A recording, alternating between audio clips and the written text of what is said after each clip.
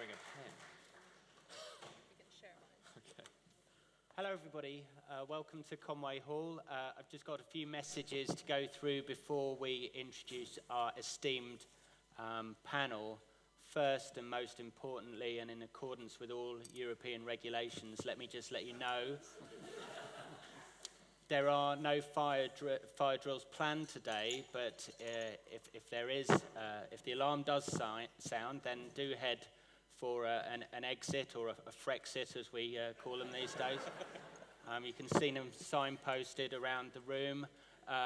They all lead ultimately to Red Lion Square, where I am assured that we need to congregate around the statue of Bertrand Russell. So there'll be a general knowledge quiz about which statue to aim for. We are live streaming, so please resist all temptation to swear. And please, we won't say turn your phones off. In fact, just turn the ringers off, but feel free to tweet capaciously with hashtag Conway Hall EU, the name for this emergency discussion that we're having. I will introduce our panel now then. So we're all here to discuss what's happened, why it's happened, what we can learn from it, what's going to happen in the future. And so from the far end, we've got Matthew Goodwin, Professor of Politics and International Relations at the University of Kent. Then we have Shannon Harman, who is of the Stop the £35,000 campaign, which we'll hear more about later. James O'Malley, a journalist and leader of the petition to declare London independence.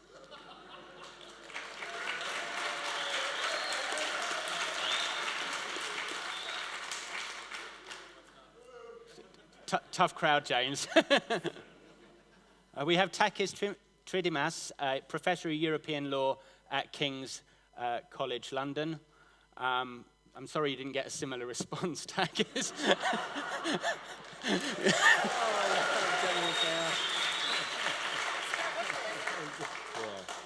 And Professor Grayling, Professor of Philosophy at New College of Humanities, London. I extend my personal welcome to the two of you on the far side there.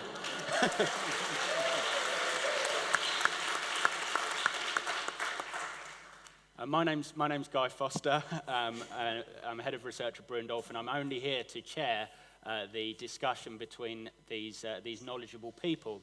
So we're going to start straight away. We're going to have a bit of a retrospective and talk about how we have ended up in this position. And I hoped that, Matthew, you might start by giving some of the background, what we've learned about what motivated people to make this momentous decision. Okay, that's a big question. What motivated Brexit? About a year ago, we were in this hall talking about, just over a year ago, talking about the general election, which now feels like a generation ago.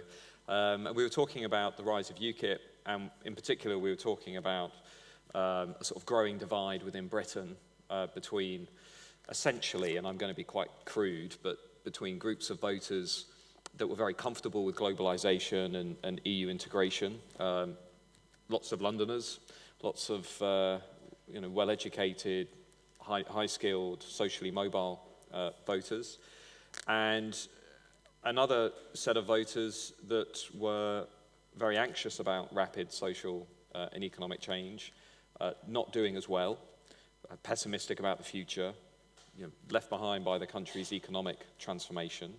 And also, that divide was as much about values as economics.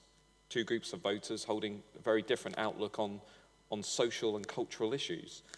Now, fast forward to what we saw at the referendum, and you saw exactly the same conflict play out.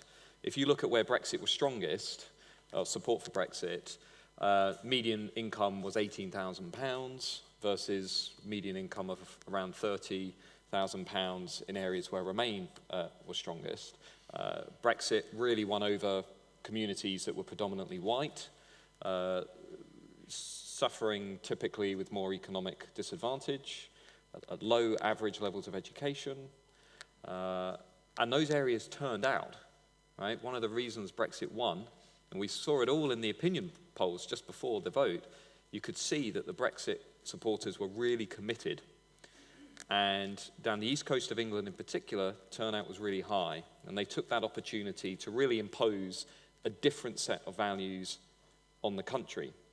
You know, and as my co-author Robert Ford, we wrote a book called Revolt on the Right.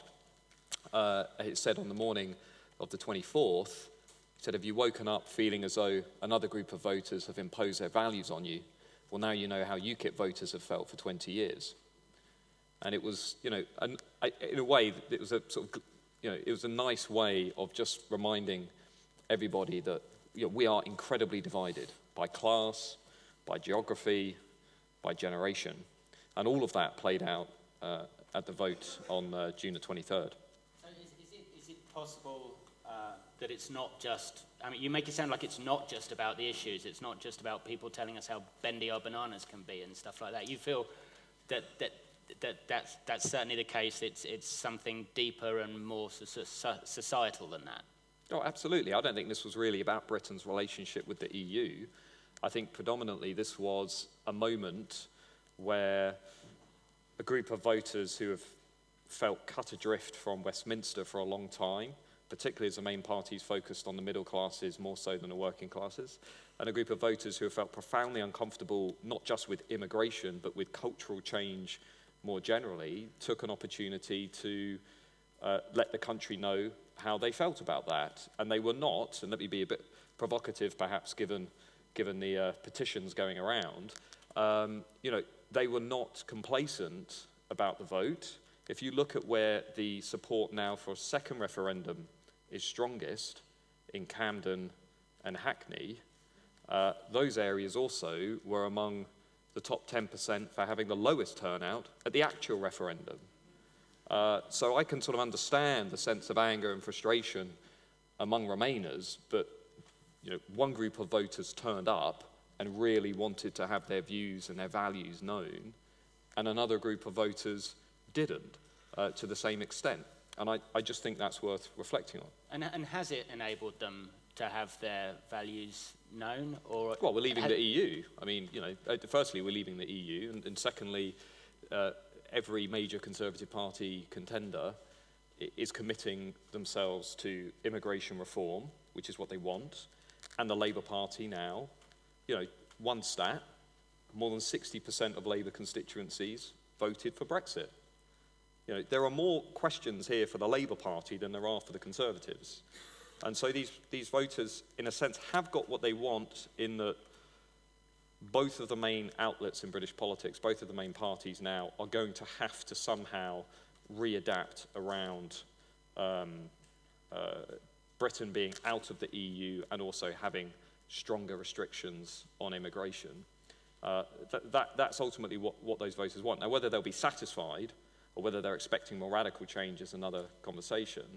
But, you know, they have had a profound effect on British politics. So this is the first time, don't forget, in British history that Parliament's been told to do something it doesn't want to do. You know, 521 seats in England and Wales voted for Brexit, and around 140 MPs wanted Brexit. So this is sort of interesting for constitutional reasons, not just because of Scotland, but because the people have imposed themselves on an institution that thinks fundamentally differently about this issue. But is what I meant really was, is it that they have these values that are now prevalent, or is it that they just don't share? Is it just a vote against the establishment on sort of whatever cause happened to be available, you know, that you happen to get offered a vote on? Well, if you look, for example, at you know, what was driving support for UKIP and Nigel Farage over the last 5 years, it was predominantly a vote that was against immigration, that was against the European Union, and was against Westminster. I mean, there's a nice question that the British Social Attitude Survey asks, which is, do you feel that politics is representing you? And if you just run that question among C2, D, and E voters, sort of skilled workers, unskilled workers, unemployed.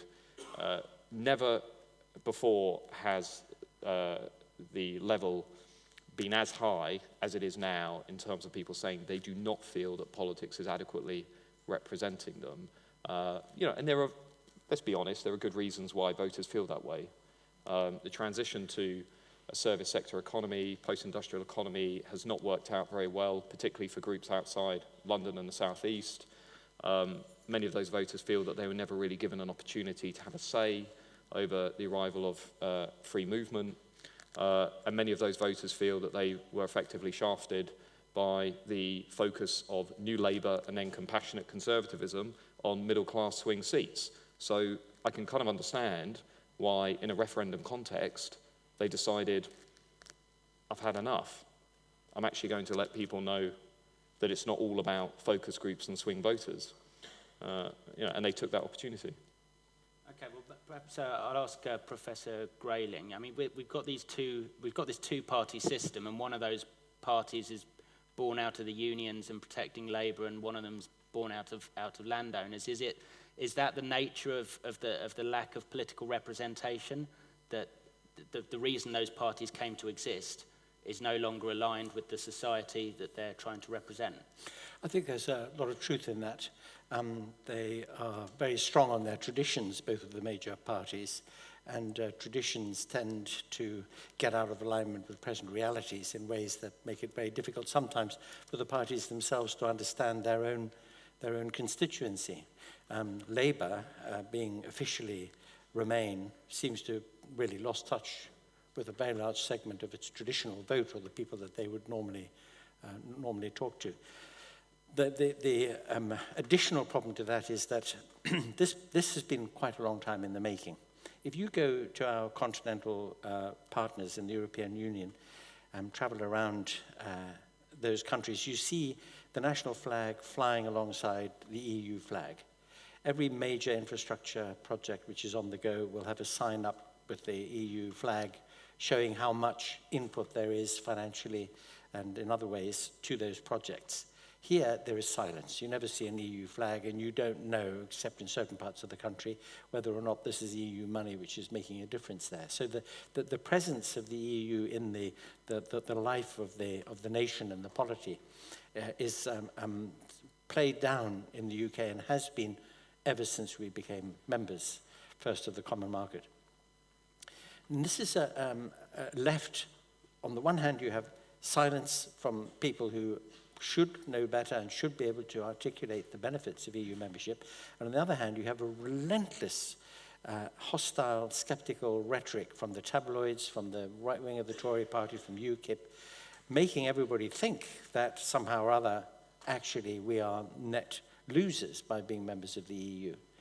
It's only people who I think, travel a bit more, who work with partners in other EU countries, who have a sense of a genuine common purpose, and that sense is lacking in the general population here. So I'm very sympathetic to the idea that this wasn't only about the EU or membership of the EU. Other factors came into play.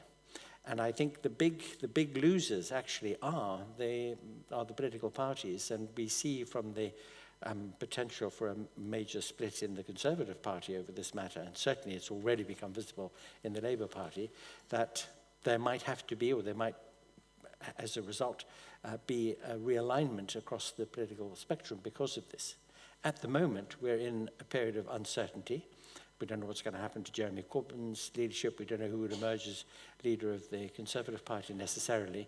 They're both seeming to behave as if it's sort of business as usual, certainly in the case of the Conservatives, not so much in the case of Labour. But will that stick? Will it be business as normal afterwards? Will there be an acceptance that Brexit is inevitable and therefore the old party politics will just resume? It's very hard to say, but my instinct is that it just simply can't be that way, especially if, and this is where people in this room with I hope our shared sentiment about the matter, has a really major part to play, because if those of us who are really, really passionate about staying in the EU really keen on the Remain. If we don't give up, if we keep on with the campaign right the way through, even beyond the Brexit itself, if we just keep on fighting for this cause, it won't allow people to go back to business as normal and just accept something which even people in Parliament themselves, has been pointed out already, you're dead right, there is a majority in Parliament. And I've had letters from MPs saying, oh, well, of course, I think it's an absolute disaster, but more of my constituents voted to leave than not. So subtext, I'm a bit more concerned about my seat than I am the future of the country, so I'm not going to be doing anything about it. And this is the worry. So we really do have to keep that campaign going. Well, what's the role of an MP? Is to represent its constituents or to represent their best interests? Well, I mean, this is going to be a very fraught issue because Leave say they got the majority. They actually got 51.9% of the vote. So that's it. End of story. They got a majority, and that's democracy for you. Well, it isn't actually. I mean, it's not our constitutional democratic arrangement, which emerged from the very slow yielding by the ruling classes in this country, bit by bit, extending the franchise to 1832 and so on, knowing that if you went all the way to direct democracy and you had weekly referendums on any issue of government legislation, the result would be an absolute mess. And it would be a mess predicated on the fact that only about 2% of the population would bother to take part in referendums every week anyway. So we don't have a direct democracy, we have indirect democracy. We elect people to go and do some thinking, find out the facts, and act on our behalf. And if they make a mess of it, then we don't vote them in next time.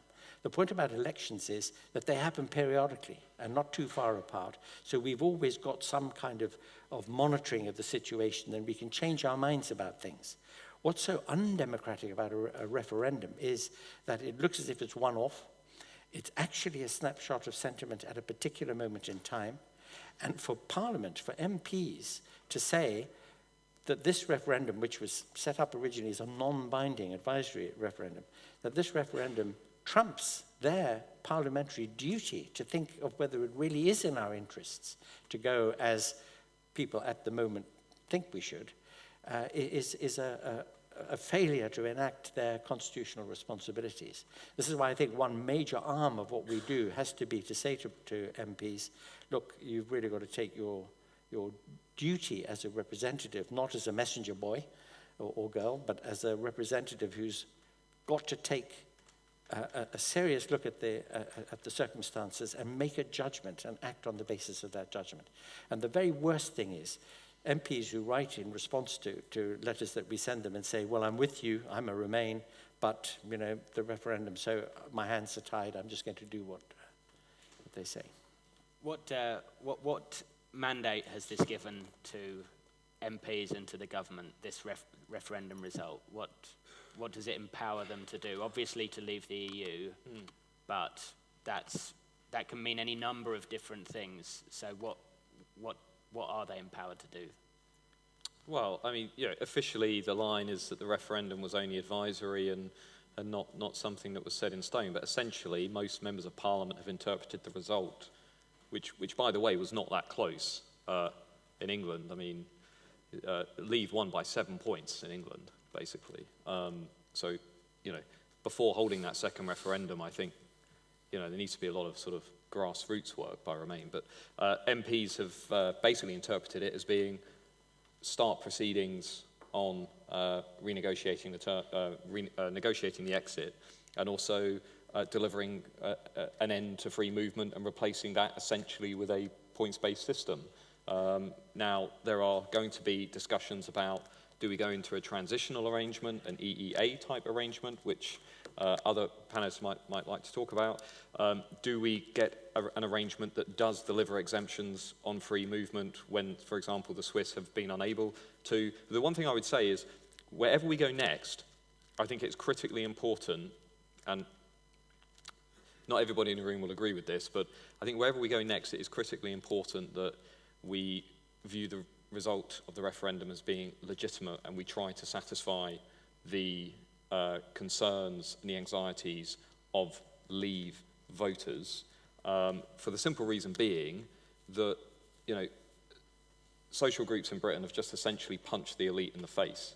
I would not like to go back to those groups and say, actually, what you've just told us is not legitimate, or do a fudge. I don't think that would help our democracy. I don't think that would help our society. The one thing that's bubbling up to the surface as quick as anything is Englishness in this debate. You know, Englishness we don't talk a lot about, but that really delivered something profound at the referendum. And I don't think that sweeping that under the carpet and saying, well, just because other groups in society don't like that result, well, let's try and keep pushing back and pushing back. I think the first thing we need to do is actually accept that it's legitimate and work around it. Yeah, I mean, the result, of course, is the result, and it's very clear. What it means, I guess, is the thing that's much more difficult to appraise. Well, it's not difficult. It means we need to negotiate an exit from the EU, and we need to negotiate restrictions on free movement or put into place a different system. That's essentially the message that Leave voters have given the government. But none of that, other than the leaving the EU bit, none of it was on the ballot paper, was it? You know, it is assumed that it is an issue about immigration, but it's... Well, this is where we start heading into the debate among some conservative circles, which is, oh, actually, this was really about sovereignty, this isn't about free movement. Every major serious survey, with the exception of Lord Ashcroft's poll, which I have issues with because of the questioning, every single major survey is pretty clear. I mean, it's 100% clear. The primary motive for Leave voters was immigration. It's not, in my view, even up for dispute. Sovereignty, a distant concern.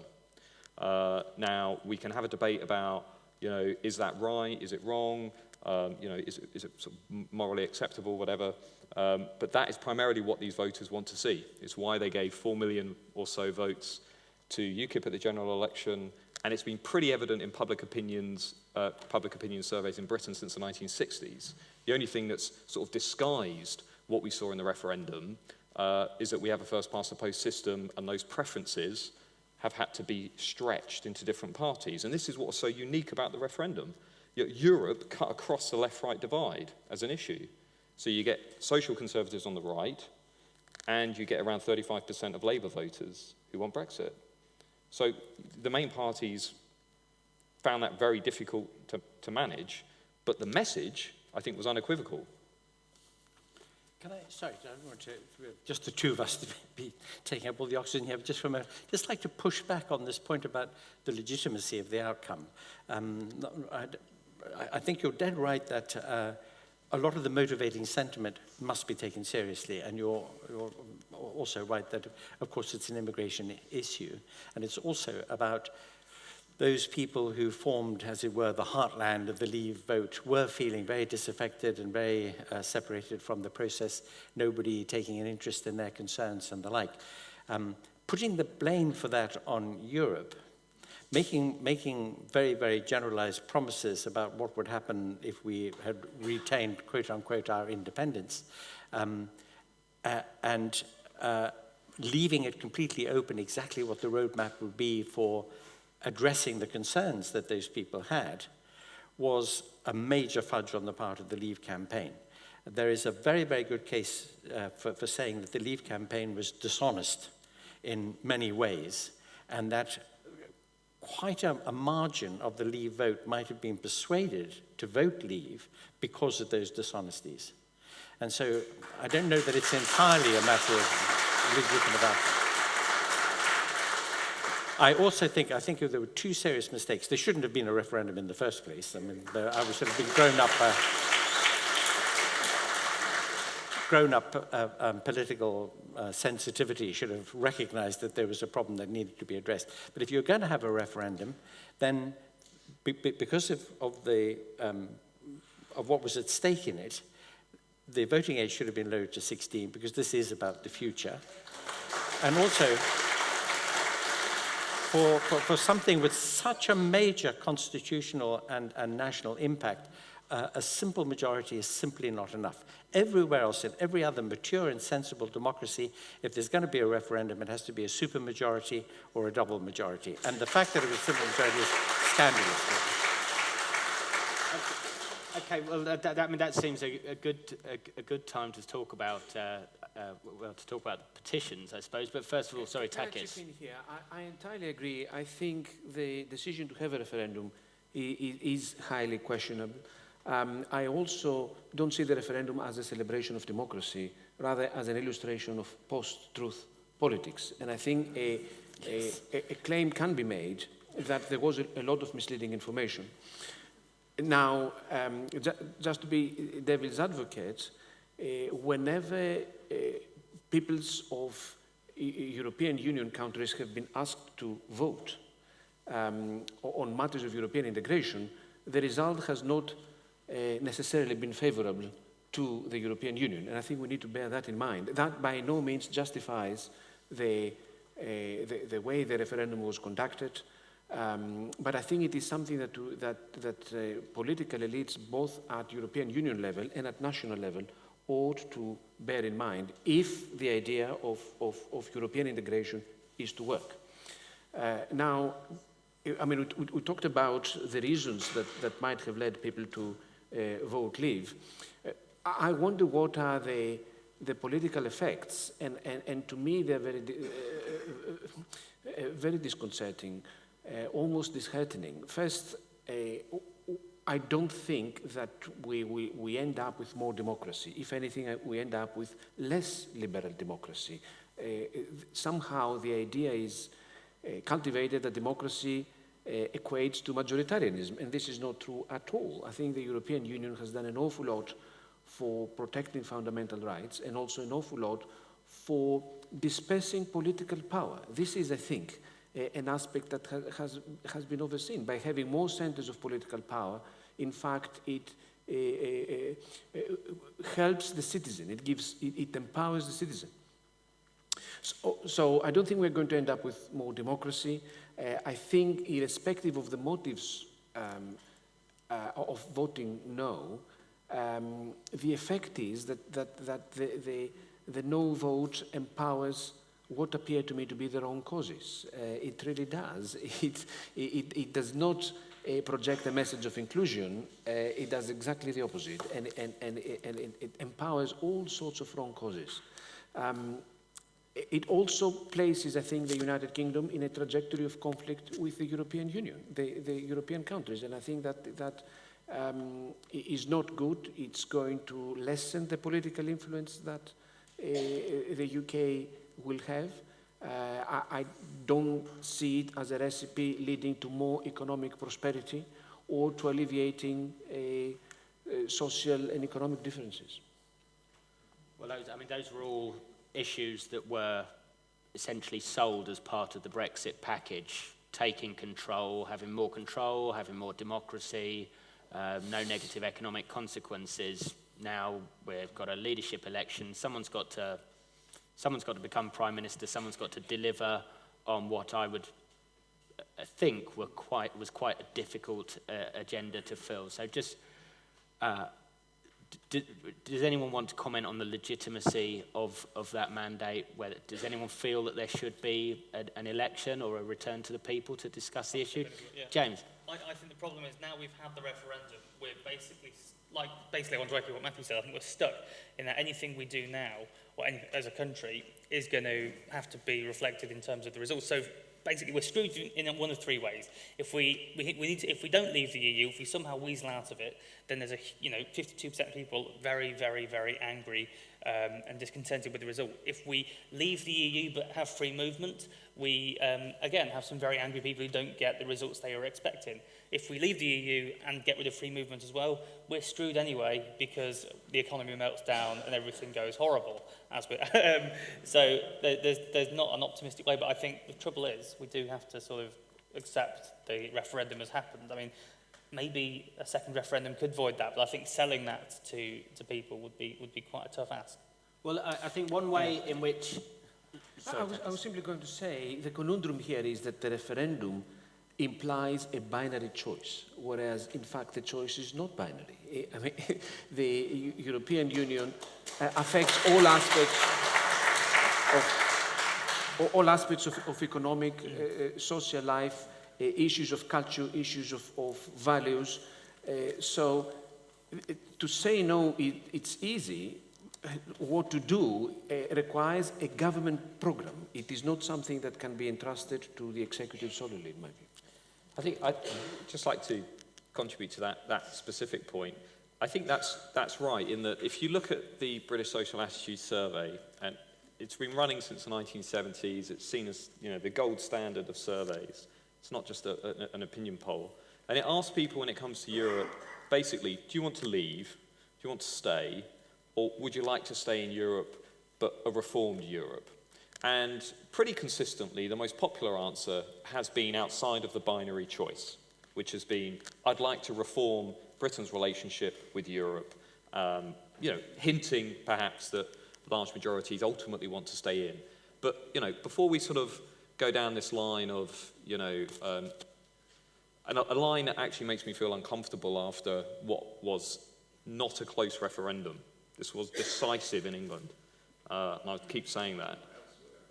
Well, it wasn't in Scotland, London, and Northern Ireland, but elsewhere, 521 constituencies in England. So if you want to run a general election on this issue, that's fine, but Leave will win, as things stand.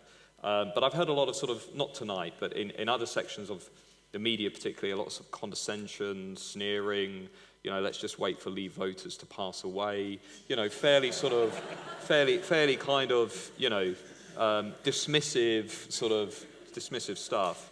But the reality is, we did have an opportunity to negotiate and reform our relationship with Europe.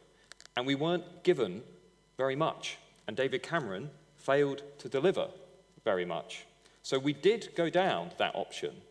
And what we got from that option was not satisfactory for a majority of the population. So when confronted with that vote, they said, no, thank you.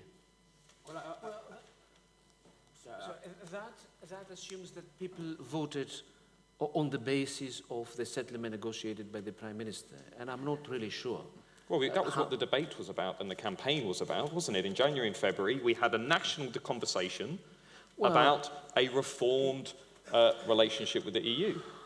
Yeah, I'm not sure how much of the conversation was about the provisions of the new settlement negotiated by the Prime Minister. But that comes back to the point of the way the referendum question was put, which seems to me to have been a failure of political judgment. If the question was, would you like to stay in the European Union on the basis of that settlement, people would have a more concrete choice, and the government would have more leeway to negotiate something else.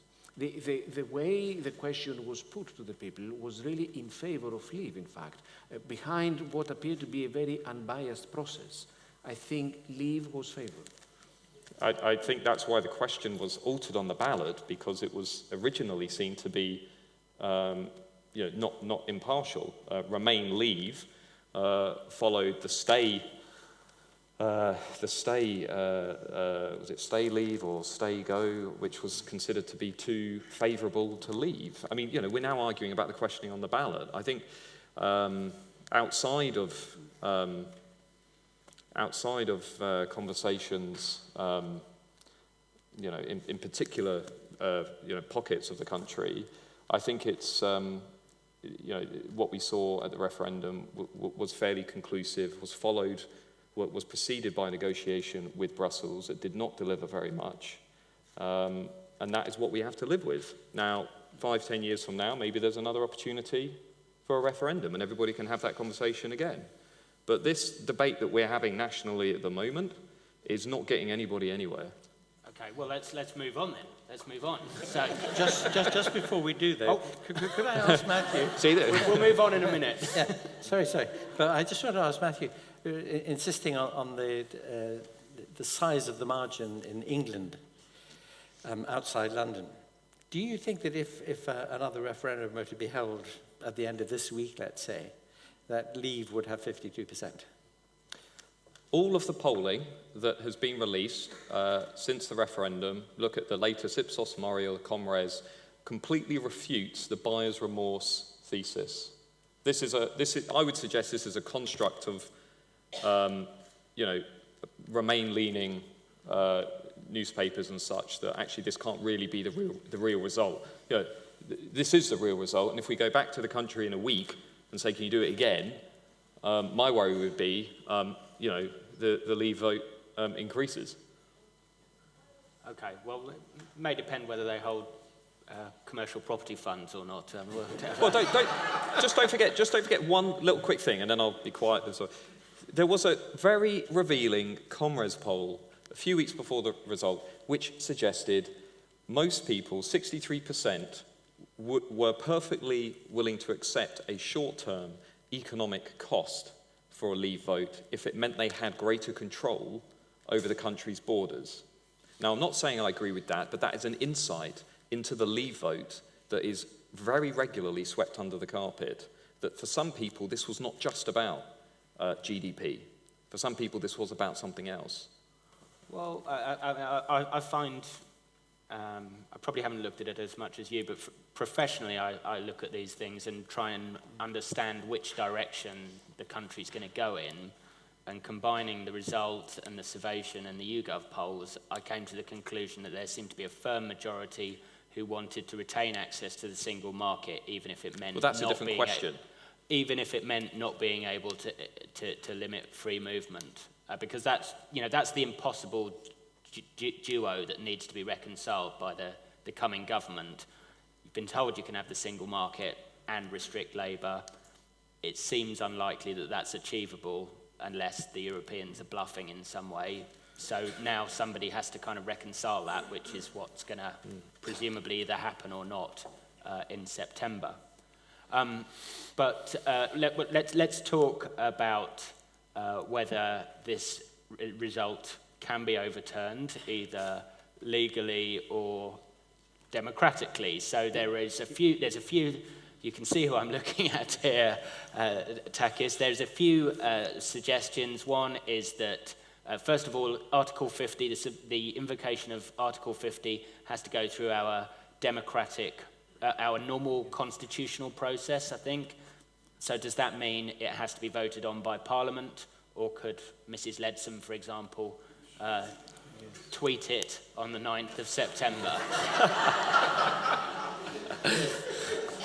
I think well, we are here in legal terms in uncharted territory, so this is really heaven for lawyers. It's heaven for academic lawyers, if there are any of us left, as a result of the no vote, and also heaven for practicing lawyers. The story in the corridors is that someone from a Citibank calls a solicitor's firm and says, is it true that you charge a flat fee of £5,000 for 3 questions on Brexit? And the lawyer says, yes, certainly.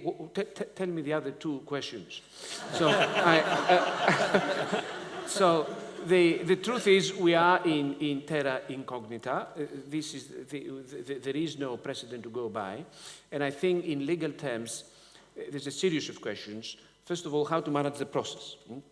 And how to manage the process is extremely complicated. I think it is extricating ourselves from European Union law is probably the most momentous event since the restoration of the monarchy, I would say. So, and the reason for that is that there's so much European Union legislation, there is a different kind of legal methodology, so it's going to be an extremely difficult task, and my understanding is that the civil service has not prepared for it.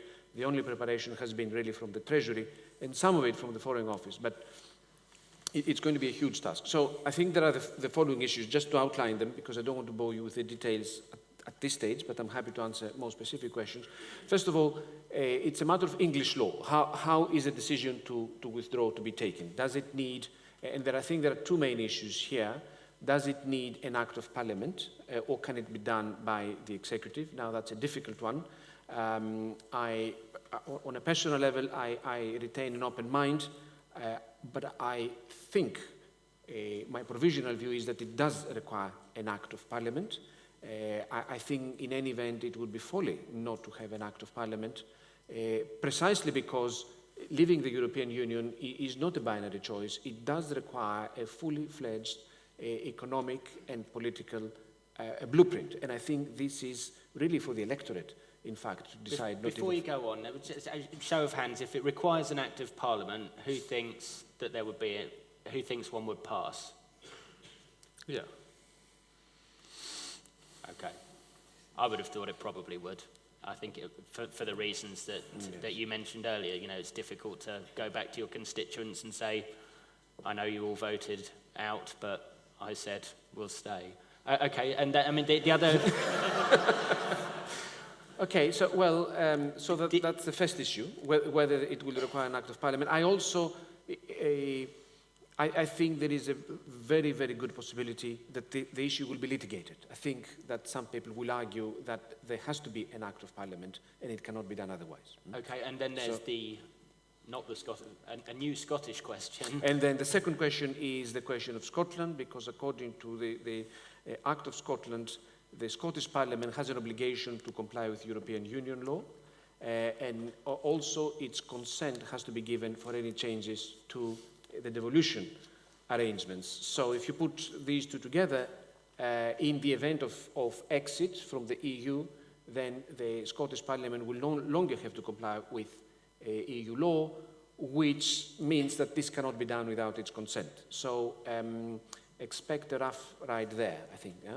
These are as a matter of national law, have not even got to EU law questions or international law questions, which provide different dimensions. So I think just very broadly and very briefly, the first issue is how to manage the process. That's one question. Second issue, what is going to be the new arrangement with Europe? We tend to overlook that. It is extremely important. Before the referendum, the press reported that there had been no fewer than 30 alternative arrangements proposed by various sections of the Eurosceptic cause. Okay, well, if perhaps challenging it legally might be just a bit more divisive than we might ideally be aiming for. Much better if everyone just changed their mind, wouldn't it? If there was evidence that everyone had changed their mind, what could change everybody's mind? Well, perhaps London declaring itself independent of the rest of the United Kingdom. Is that...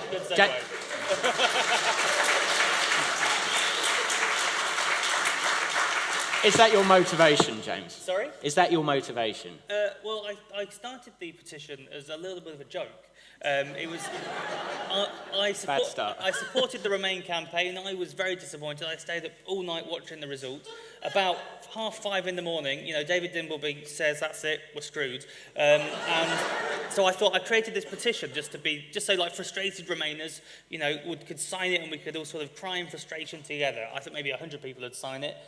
Since then, it's had, I think, 178,000 signatures, and people have started taking it seriously. I've got like hundreds and hundreds of emails from people saying, let's start a party, let's have a campaign, let's do this thing. I think even Anthony Grayling has signed on to the Londonpendence You're movement. a disciple of James's, right? And, so now I'm thinking, well, what can we do with this? I'll be honest, and maybe I don't want to disappoint anyone. I think is there anyone who supports the campaign in the room? There's a few of you. Blimey, okay. I don't want to disappoint anyone. I'm not sure Londonpendence is particularly plausible at the moment, although I guess 2 years ago you would have said leaving the EU was a bit remote. But you know, I don't think we're going to get guard posts on the M25 machine gunning down anyone trying to get into London or anything like that. I don't think we're going to print money with Barbara Windsor on. At the same time, I think, you know, maybe if not full independence, maybe London can get greater devolution. Maybe we can have something like Scotland, which will allow us to somehow remain, if not in the EU, but in the EU in all but name. I don't know, maybe adopt. You know, I'm going to look scarily away from the professor of international law here who knows more than this. Who knows about this. Well, why don't you look hopefully towards him? Well, I will hope.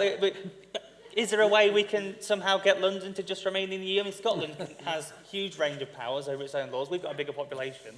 Can't we do something a bit like that and can't we take control?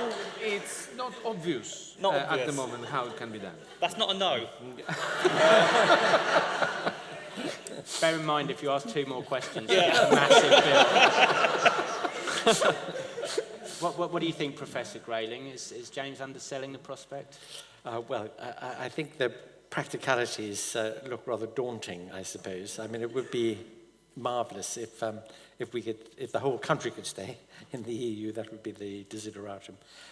But it's not in the interests of the country as a whole, and certainly not in the interests of London for us to be leaving the EU. And I'm sure there are lots of people whose livelihoods, whose futures, whose work every day is so entangled with the EU that as the realities dawn, and I mean we've already had several cold douches of reality as a result of the vote, and we haven't even left yet. We don't quite know what the arrangement's going to be.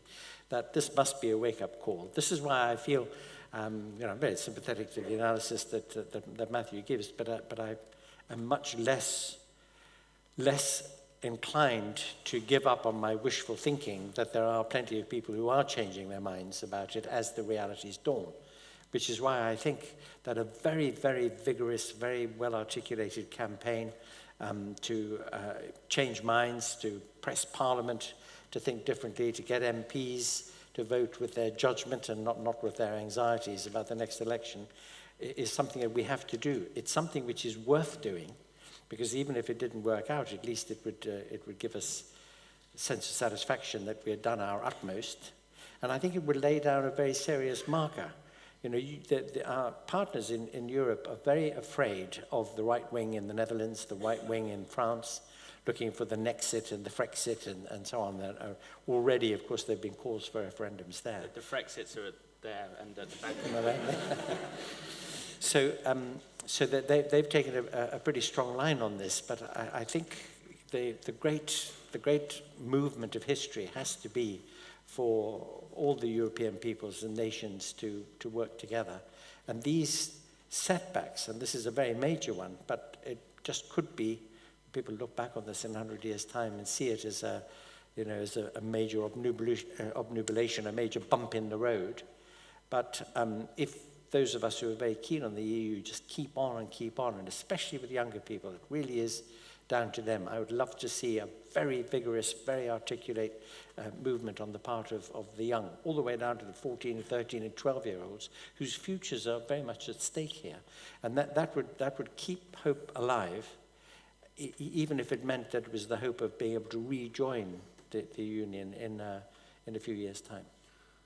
Okay, well, I mean, I think there's no disputing what Professor Goodwin was saying in terms of the general gist of the Leave campaign. There was an anti-immigration aspect to it. I know some people who voted Leave on the basis that the EU restricts lots of things, and one of those things, they argued, is that it creates a distortion towards EU immigration and away from, by implication, international immigration. So Shannon is here, and you are on the receiving end, I suppose, of legislation to do with non-EU immigration. How are you finding that?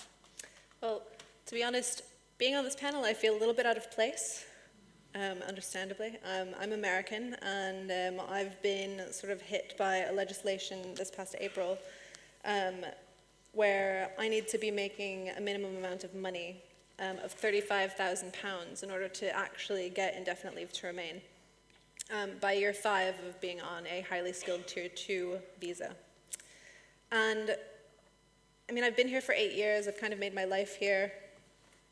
So it's quite difficult for me, and I feel torn about it. I mean, I wasn't able to vote because I'm not officially a citizen.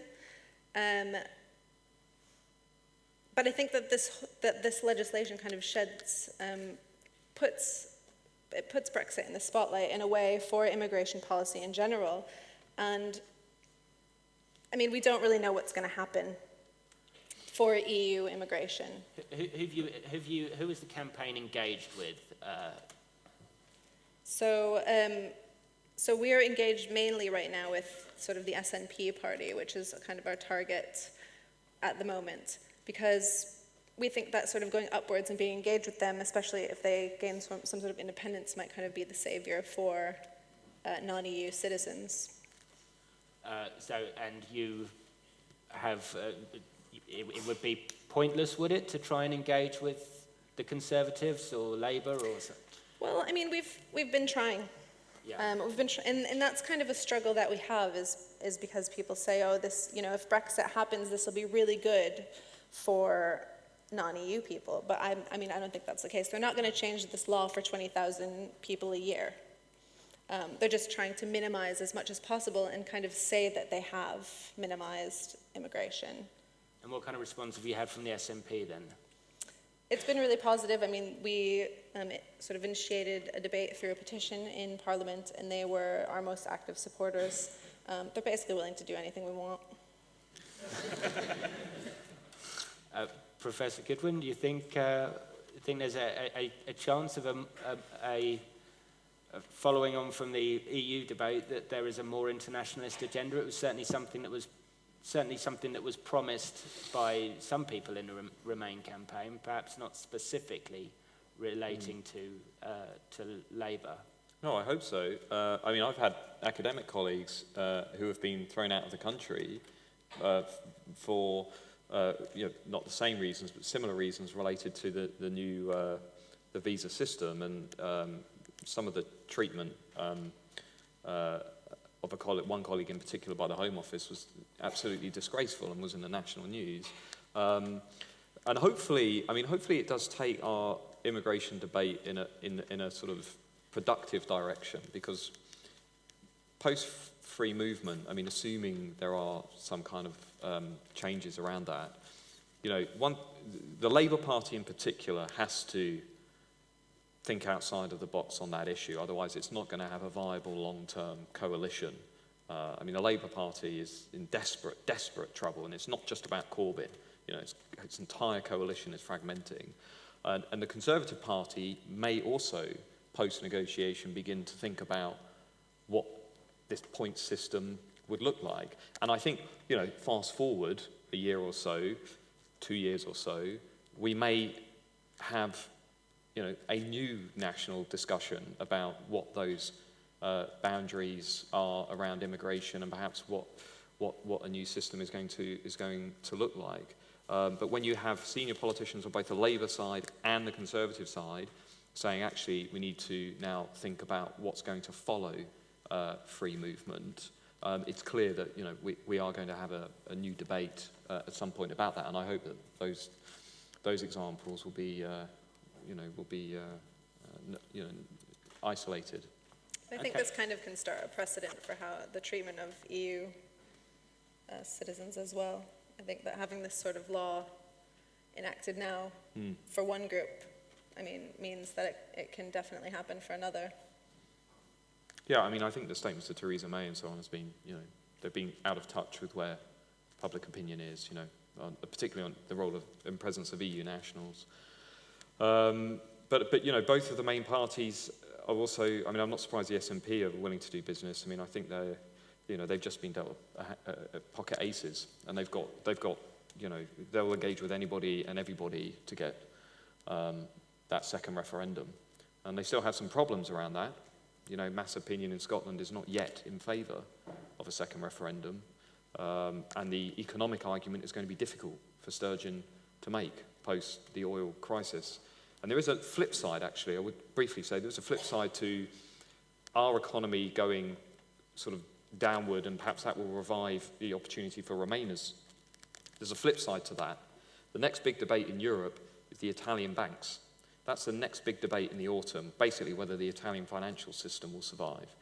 The debate after that will be Marine Le Pen in France, and the debate around the same time will be the alternative for Germany breaking through nationally. So while our economy goes through problems, Europe is also now going to go through a succession of big challenges. Geert Wilders as well in the Netherlands, who's also pushing for a referendum. So we're going to have, you know, these two courses running simultaneously. So it might not be that, you know, leavers are looking at Europe and saying, actually, it's all really working out over there. Maybe I need to rethink my decision.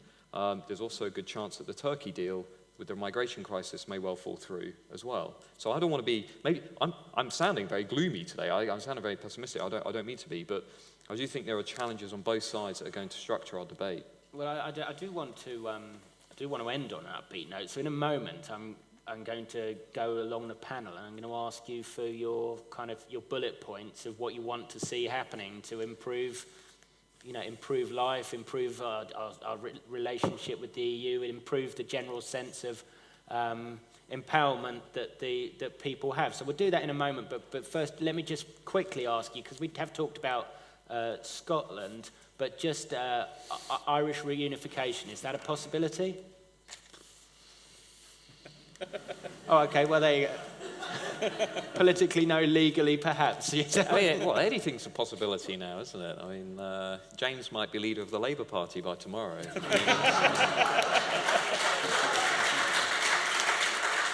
We've got support for that. Yeah, okay. I think I'd be even less electable than Corbyn. I don't think so. I'm on record saying I want ever closer union. I think that's a good idea. So we might have to check how many members we have in the audience, but it's probably not the 600,000 that are required. Okay, so Professor Grayling, then, what do you want to see? I probably got a bit of a sense of this, but what do you want to see for a better future? I'm not prepared to give up yet on this question of whether or not we can oblige our MPs to do their duty by the future. That's what I think we should be working very hard at. We've got a window of opportunity now before the 9th of September, new leader coming in the Conservative Party, to try to change sentiment in the House of Commons and to get them, because you can put various questions to them. You can say, look, we leave the European Union, it makes the European Union itself weaker and poorer. They're our main trading partner, so we are making our main trading partner worse off, which is going to make us worse off, because we're not going to be able to switch our trading relationships all that quickly and effectively. So that's point one against us. I bumped into the broadcaster Paul Gambaccini last weekend, and he said, the result of this Leave vote is like losing a war. We could lose territory. We're certainly going to be worse off. We've done ourselves an injury. And it really is like that. I mean, this is self-inflicted harm. We've done damage to ourselves, to our European partners potentially, and until it's no longer possible to reverse this somehow, to find a way of doing it, even given all the difficulties, and I think Matthew has pointed out that there's going to be a very hard sell in England, given the rise of English nationalism, which is very worrying. Nevertheless, it really is worth fighting for. Okay, all right, so...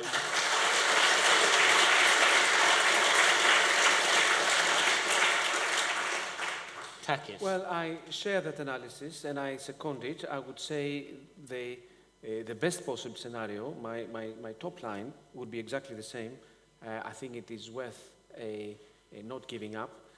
My bottom line, I would have thought, would be to ensure that certain values that the membership of the European Union has helped us develop remain, and that we deliver a message of inclusion, that we continue to feel civis Europaeus, as it were. Mm-hmm. I think the best thing we can do now is to, if not go for full independence, go for what I'm calling Devo London. So we should support Sadiq Khan in pushing for greater devolution, because let's face it, it's going to be a bad few years, but if London has more control over its own powers, it can theoretically respond better to London's problems, and London does have very unique politics. I mean, if you look at Sadiq Khan's last manifesto, and indeed Zach Goldsmith, both campaigned on issues which the mayor basically had no control over. They were all like, I will lobby central government about X, Y, and Z. So more powers for London does seem like a sensible, achievable, and positive outcome. And they don't really have that much power, does it? I mean, being London mayor looks great fun, but it's... I think it's basically, it's like you play with trains and you cut ribbons, exactly. Which sounds, enormous fun. But basically, a different colour. London's got a huge housing crisis. The only way we're going to solve it is by either building more houses and having rent controls and things, both of which are powers the mayor needs. So if that can happen, or if somehow we can make that happen, that would be, a demonstrable good change. So I think that's probably the best outcome. And the other thing I'm quite optimistic about is I understand in September, when we get a new Prime Minister, they'll be giving 350 million quid a week to the NHS. So we've got that to look forward to as well. Are you going to tell him, or shall I? Shannon. So mine are based on migration, obviously, and I'm not an expert, but I think that laws like the 35K threshold, they kind of set the tone for trade and movement between leading economies. And there's nothing really written for EU immigrants in the EU treaties that they can retain rights in the UK. So I think that we need to fight for more reasonable immigration in general, regardless of what happens. And also, I'm in the market for a new job at £35,000. So if anybody has anything going in digital, let me know. I'm brilliant. I almost swore there as well. Matthew. So I guess my hope would be that we see something that we didn't see during the referendum.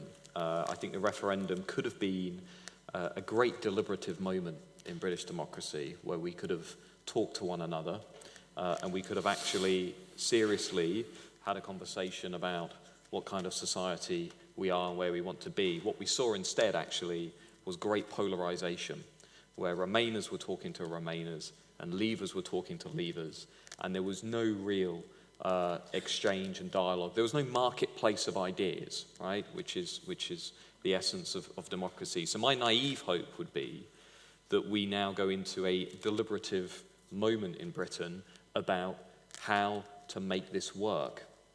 Not everybody wanted the result on June the 23rd, but if sections of the country that are aggressively Remain start to separate, start to pursue their own agenda, we will only become more divided as a country.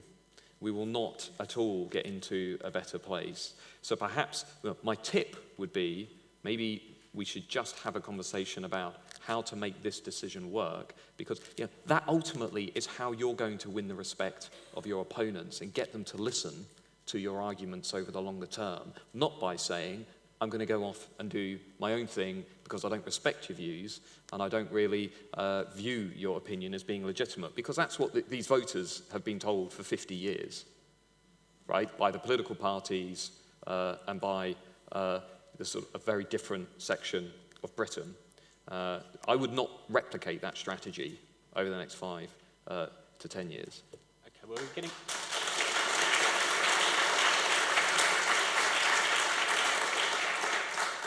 So we'll come to questions in just a moment, but so is there not a justification for this kind of devolution to the cities? Do you not think that can create, you think that would divide society more? Well, yeah, but I mean, I might have got the petition wrong, but it seems to, I'll check it out later. Okay.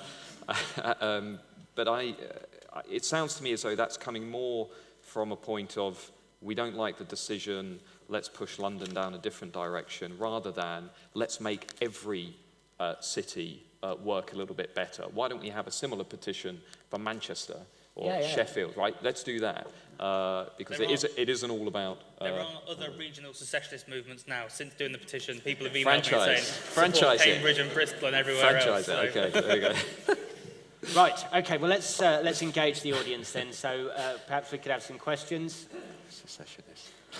This is for anyone who wants to answer it. You're in a room with 10 representative Leave voters, and if you can convince them to change their mind, then the Brexit is cancelled. What concessions do you offer these 10 voters? Thank you. What concessions do you offer to Brexit voters to change their minds? Well, anyone can take that, but I'm looking at Professor Grayling. But they could come to free courses we could lay on the concept of representative democracy.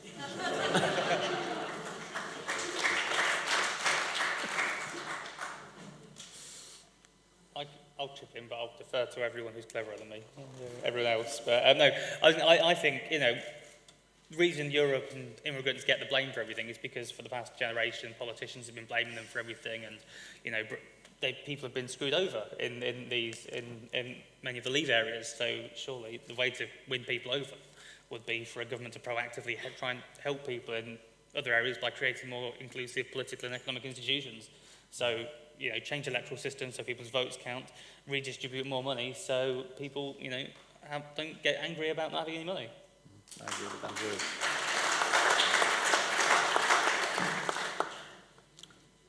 Okay. Okay, all right.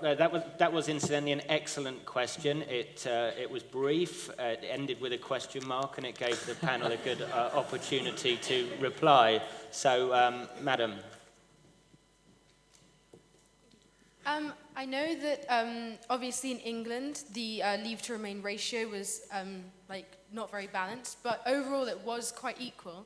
But I've noticed that, you know, socially there is kind of a demonization of leave voters, and I was wondering if you think, like for everyone, I was wondering if you think that's kind of dangerous for our country, that the 52% of people are being seen as kind of like bad and, you know, stuff like that. So demonisation of Leave voters and demonisation of the old is another thing that I've heard about. Anyone? What do you think, James? Okay, well, yeah, no, I think there is a problem. I think there is a danger there. We're all cocooned in our bubbles now. That's the thing. We all get our news through social media. I think I know maybe 3 or 4 people who voted Leave, and they were all, you know, left-wing Lexiters rather than, you know, Leave voters you'd expect. But yeah, so I think we need to figure out how we can, you know, understand other people and get close to them, because otherwise the divide's going to persist. Yeah, left-wing Euroscepticism was the thing that really didn't take off at this referendum, I thought. I mean, I remember Paul Mason's piece saying, you know, I really want to leave Europe, but I won't at this point in time. And I sort of expected a lot of, you know, modern-day Tony Benns running around making the case for Brexit, but it didn't really happen. No, I mean, I think the question really gets to the root of why we have become so divided in recent history. And, you know, I tweeted this out the other day, and I just a couple of stats, but I think it's quite revealing. If you look at the 20 local authorities that gave strongest support to Remain, 45% of voters had a university degree, 42% were professionals, 26% clicked non-white on the census, only 11% were pensioners. But if you look at the 20 authorities where Leave was strongest, only 16% of voters had a degree, only 23% were professional workers, less than 5% were non-white, and nearly 20% were pensioners. You know, and those stats, in a way, reflect, you know, the divisions that we've been talking about. And I think the problem for the group of voters that you're sort of alluding to, the Leave voters, is that for decades, they've just not felt as though their anxieties and concerns are respected or seen as being as of equal measure to others in society. And that has been corrosive, and it's eroded trust under the surface. I mean, this vote was not a shock. I mean, I'm surprised that people found this vote surprising. I think that speaks to the insularity of certain communities in this country, that they woke up and thought, Brexit, how could this happen? This was a long time coming. This was evident in the disturbances in Northern England in 2001. It was evident in support for the far right. It was evident in support for the UK Independence Party. It was evident in support for the fact that working class voters were completely leaving the political system, something that nobody really noticed after New Labour. This was a long time coming. And I think the root of that is this question, which is they felt that their views, that their interests were not represented. Did anyone manage to change anyone's mind? So what struck me about the debate was that if you tried to engage with anyone on the subject, you did become very polarised very quickly, and everyone just sort of entrenched their opinions. And perhaps it's trying to do everything in 150 characters with numerous hashtags, I don't know, but it was, you know, it seemed very difficult, perhaps because it was a binary issue, perhaps if it had been an election with different manifestos to choose from. But did anyone change anybody's minds? Or?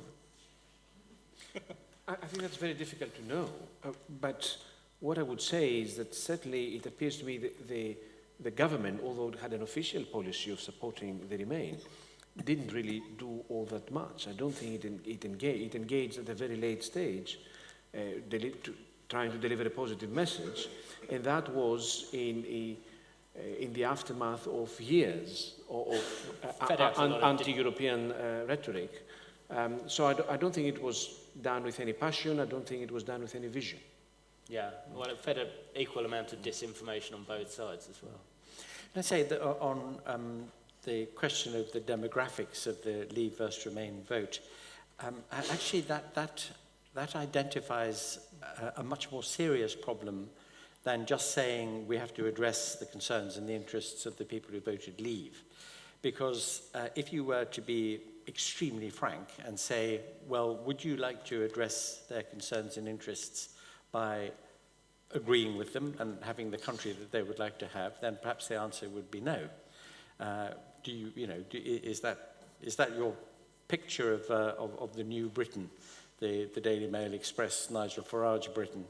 Is that what you want? Well, what this suggests is that there's been a dramatic failure, and I think it's wonderfully exemplified by the failure of Labour to engage its constituency on behalf of Remain, to give some leadership, and perhaps it's our education system, perhaps it's the nature of the public debate. The public conversation in the UK, when you look at the Prince, for example, and especially the tabloid Prince, is a very, it's not a great one. It's a very polarized and partisan one, and it's sometimes a very simplistic one.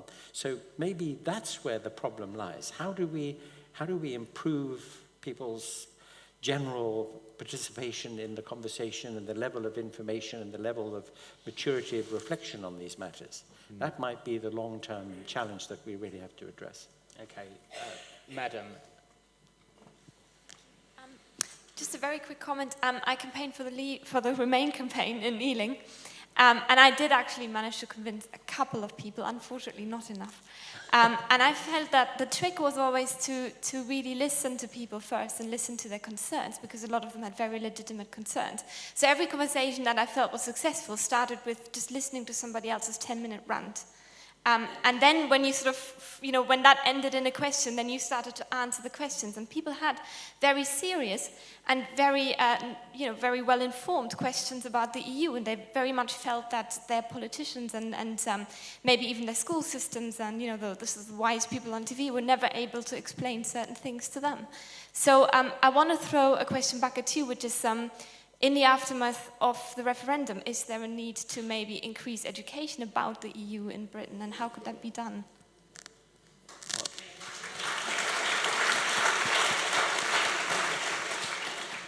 Okay, might be rather bolting, locking the door, I suppose, on that one, but who wants to pick that up then?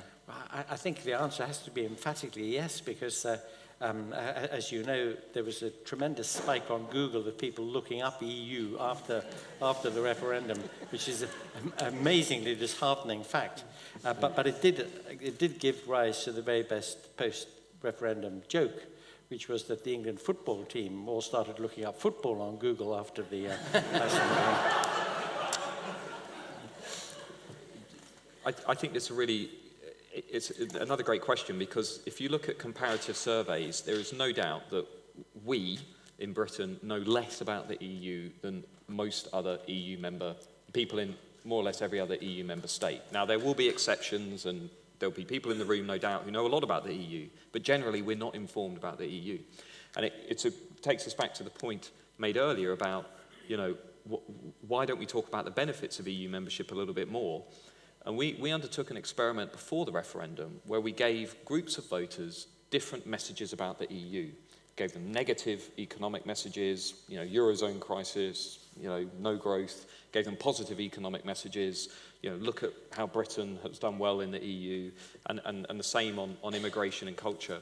The one thing that pushed support for Remain more than anything else was when you give voters positive messages about the EU. And the reason I think that's the case is because for 40 years we've had a very Eurosceptic press. And when people are then exposed to positive arguments and messages about the EU, they think, actually, I didn't know that. We then gave that research and evidence to Number 10. We offered it to all parties. Said, that's the deal with the research. You've got to offer it to everybody. And so we know that people in Number 10 read it. And then I saw a campaign that was almost, maybe not on the doorstep for individual campaigners, but I saw a national campaign that was almost exclusively negative in tone, that was about the problems with Brexit, not the positives with EU membership. So this is what Juncker said, isn't it? If you to Cameron. If you spend all day, every day telling everybody how awful Europe is, you can't be surprised when they vote to leave Europe. And for British voters, this was the third fear-based campaign in as many years. We had Scottish independence, we had the 2015 general election, and then we had the referendum. And all three of those campaigns were based primarily on negativity and fear. The reality is he wouldn't have been Prime Minister because he wouldn't have been the leader of the Conservatives if he'd been a Europhile all his career, isn't that right? Or, I mean, the nature of British politics is such that it's not possible to become a leader in it with giving the message that needed to be given. Yeah, I mean, it's certainly not possible from now onwards, at least in the short term.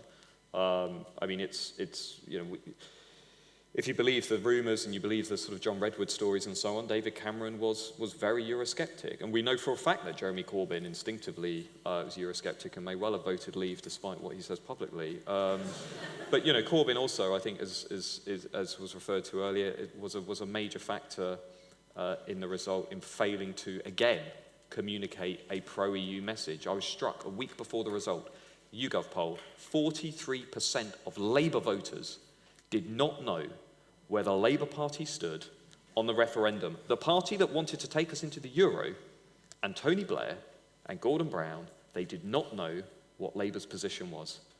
So, and I was going to say, the day before the referendum, Corbyn held his final rally to rally the troops to vote in at Waitrose opposite the Guardian offices. So,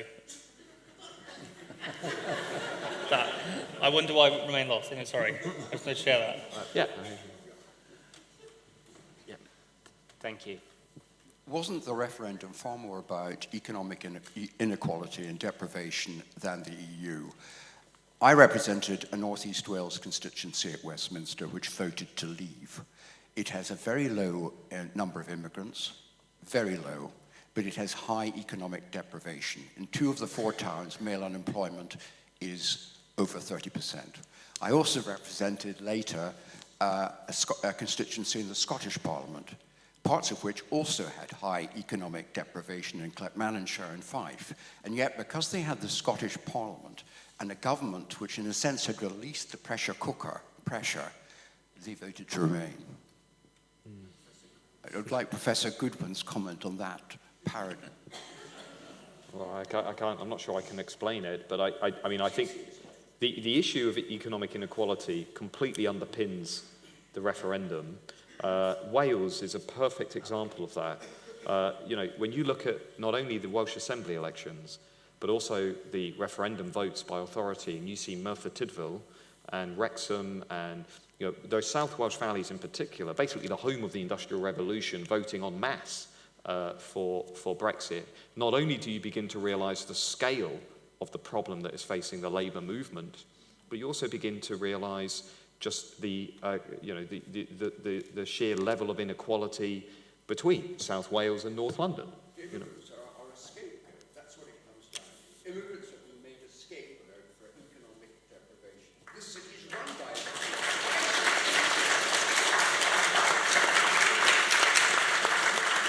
immigrants in London. I mean, I'm a Scot living in London. I regard myself as an immigrant. We keep the city running. Right, have we've got a microphone up at the top? Okay, so we'll give maybe this lady at the front, please. Thank you. Thanks. Yeah, I've been trying to understand what's been going on by taking as macro and a sort of view of it as I could. And I got to the point where I sort of emphatically agree that we should never, ever have had a referendum on this. It is not a referendum issue. And it's even more sort of galling that that referendum was called so that David Cameron could get the UKIP votes from UKIP within his manifesto to say, I will have a referendum on the EU, vote for me instead of them, which then highlights the problem with our electoral system in that we don't have PR, so that we have to play these stupid games. And it's like this game has ended up in this huge mess.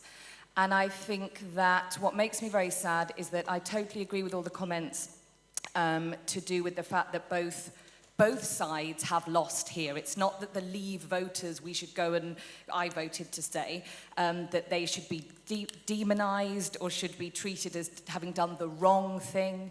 They were asked something that is barely kind of able to be voted on by parliamentarians and themselves. The EU is deeply complex. And so I think what I'm saying really is kind of quite a radical proposition of, I almost feel like we need to have a truth and reconciliation on this and say the referendum cannot be held to. I'm sorry we ever called it, you know, that they stand up and they say, and that the Conservative Party say, we have let you all down, we have divided you all. Jeremy Corbyn's elected. and just that we need to move on with the facts, and we need to rewrite all of the systematic dishonesty that went on during the campaign on both sides. That would be my radical proposition for this. I don't know what anyone's views on that is.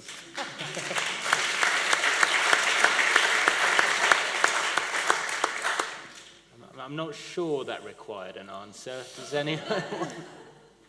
You've got my vote, I think. Yeah. I'm with you on that one now. Okay. You may be the mayoress of James's new... Right, madam, there's some significant straining over there. Hi, thank you. I started up just before James O'Malley did, a few days before the referendum, the London Independence Campaign, and the reason I did that was because my partner, who's non-white, was subject to a drive-by racist attack in the north of England. Does the panel think that we can really get through and have a national conversation when there's so much racism, homophobia, transphobia, anti-disabled phobia in this country, and so much of it is being driven by the media? I think it's very, very difficult for us to actually engage in this conversation. I would challenge Professors Goodwin and Grayling to say how we could actually engage in that conversation when there's so much hate being driven by the media.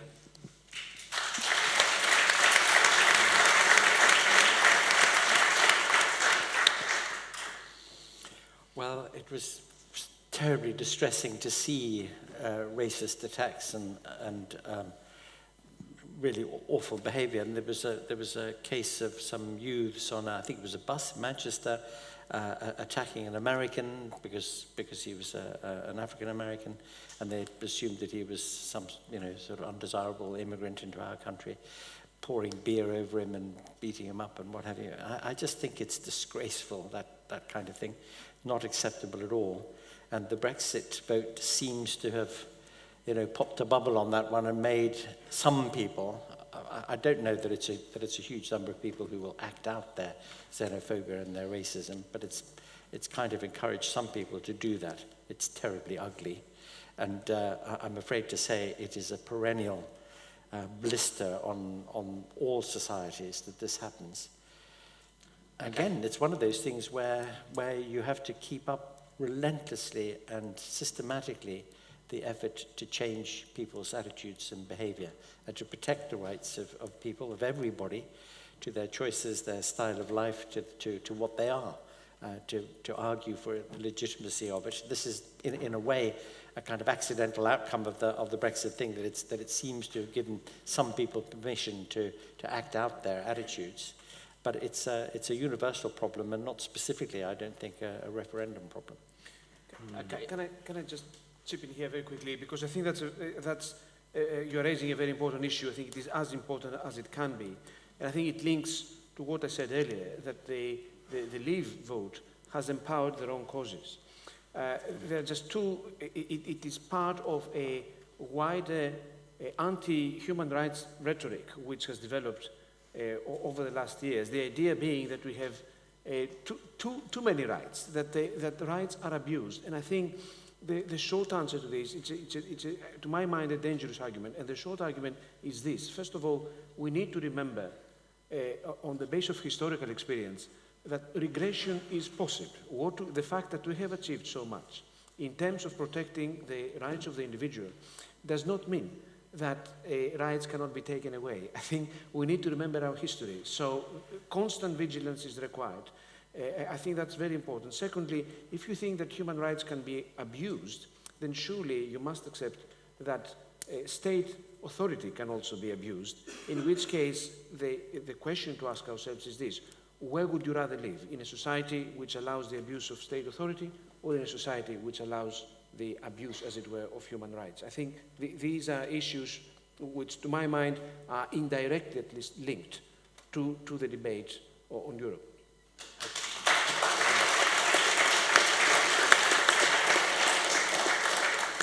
Time is basically up, so I suppose we're going to take 2 more questions. We'll take them together, we'll deal with them, and they are that guy with the blue shirt there and the guy with the black jacket just behind, and I'm terribly sorry to all the thousands of other hands, but we do. Thank you. I'll be as brief as I possibly can. I see this this meeting here and the reaction from the Remain campaign generally as a middle-class knee-jerk reaction to what has happened. But I think that the situation we're in begins with the fall of the Berlin Wall. Then there was only one possible world outcome from that, as Fukuyama said in his book, The End of History, capitalism and what he called liberal democracy, who probably should call it neoliberal democracy now. So can I just ask that had the vote gone the other way, in the same proportions, would we be having meetings like this, or would we assume it to have been a done deal? Okay, and it would... Just to James, you've obviously tapped into a zeitgeist. I was just interested, how do you plan to organise that zeitgeist into action, whether it is for a full independence or for more support for Sadiq Khan to get some autonomy for London? Okay, well, let's deal with that one first of all. Yeah, that's a really good question. To be honest, at this point, I haven't thought through what to do next. I mean, I've put about as much thought into this as the Leave campaign put into what they were doing. No, my hope is that now, because I had like 8 TV crews at my house last weekend, so it was hard to think. But now I'm hoping that I'll be able to somehow figure out how we can turn the Londependence movements, as we apparently are, into something more meaningful. I mean, I wonder if Che Guevara woke up one morning and thought, what the hell have I started? I haven't figured it out yet, but when I do, I need to get back to everyone who's emailed me, and then we'll figure it out, and we'll do something. Quite what, I don't know. Yeah, you could perhaps merge with the alternative London independence movement that we heard about. Well, quite. If I've learned anything over the past referendum campaign, it's that let's work together and strengthen numbers. Stronger in a reform, whatever. I don't know. Yeah. You don't need to reform your movement already. Not it's not really at that stage yet. Okay, and then the other question was really, if the vote had gone the other way, would there have been as much discussion and debate?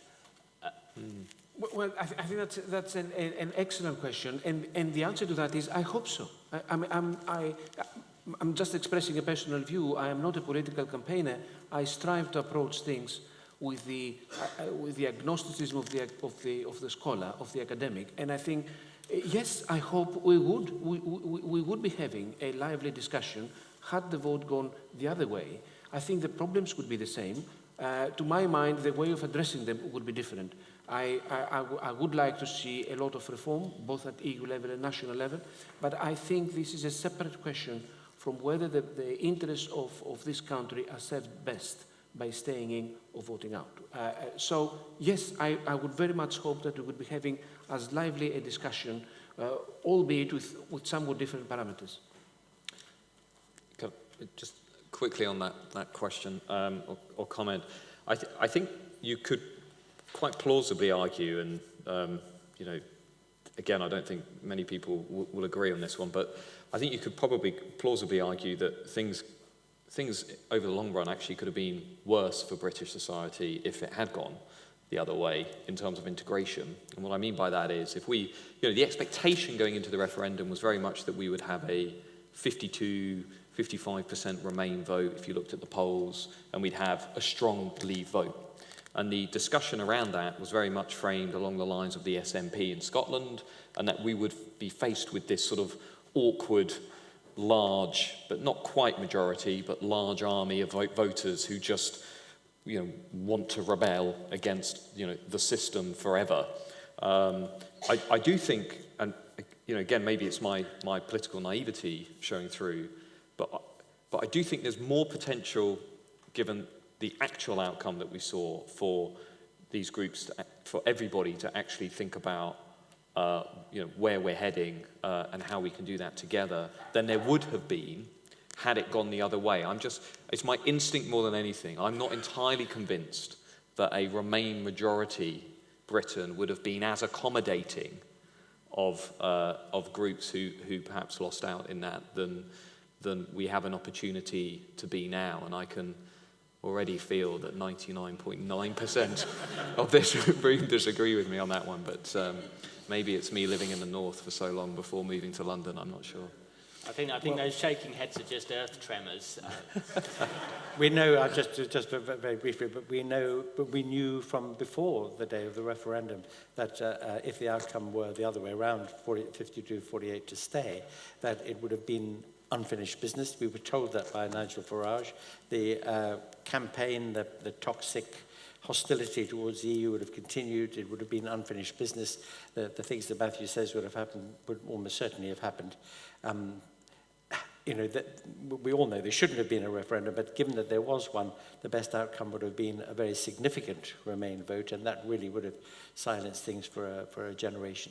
Still, we've learned a lot from the situation, and one thing that we've learned is that if you're going to get into something, if you're going to be a member of a really important project like the EU project, you've got to be a full member. You've really got to take it to heart and make it work.